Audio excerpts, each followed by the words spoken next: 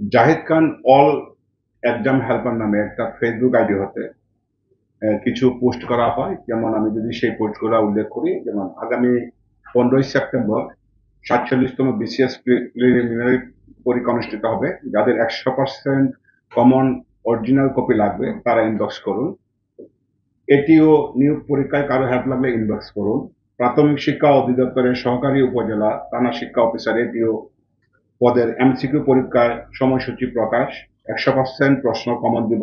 যাদের জবটা লাগবে তারা ইনবক্স করুন। এইরকম কিছু ফেসবুক ফেসবুক পোস্ট পিএসসি দৃষ্টিগোচর হলে বিষয়টি আমাদের ঊর্ধ্বতন কর্তৃপক্ষকে অবহিত করার পর আমরা নির্দেশিত হয়ে এই ফেসবুক আইডি গুলো আমরা মনিটর করতে থাকি এবং মনিটর করার কালীন সময়ে আহ, একজন আসামিকে আমরা গ্রেপ্তার করি এবং তার মোবাইল ফোনে এই ফেসবুক আইডি এবং তার যে বিজ্ঞাপনগুলো যে প্রচার করেছে সে সংক্রান্ত আমরা তথ্য উপাত্ত পাই এবং তাকে আমরা আমাদের হেফাজতে নিয়ে আসি।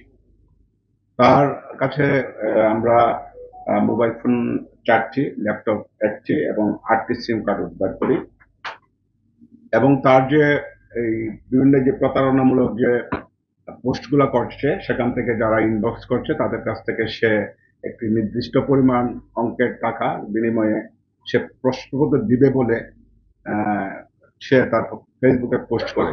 কিন্তু পরবর্তীতে দেখা যাচ্ছে সে ওই প্রতারক চক্র ওদের কাছ থেকে যারা প্রশ্নপত্র নিতে চায় তাদের কাছ থেকে টাকা নিয়ে তাদেরকে ব্লক করে দিচ্ছে।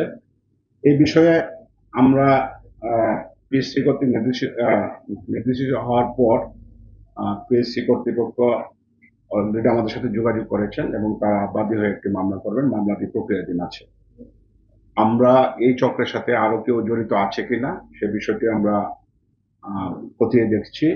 যদি আরো কেউ জড়িত থাকে তাহলে আমরা তাদেরকে আইনের আওতায় নিয়ে আসবো। এখন পর্যন্ত যে আমাদের কাছে যে তথ্য বা আসামিকে জিজ্ঞাসাবাদ করে আমরা যেটি পেয়েছি সে মূলত একটা প্রতারক চক্রের সদস্য। কোনো প্রশ্নপত্র পাশ করা বা অন্য কোনো বিষয়ের সাথে তার সংশ্লিষ্টতা এখন পর্যন্ত পাওয়া যায়নি। আমরা বিষয়টি খতিয়ে দেখব।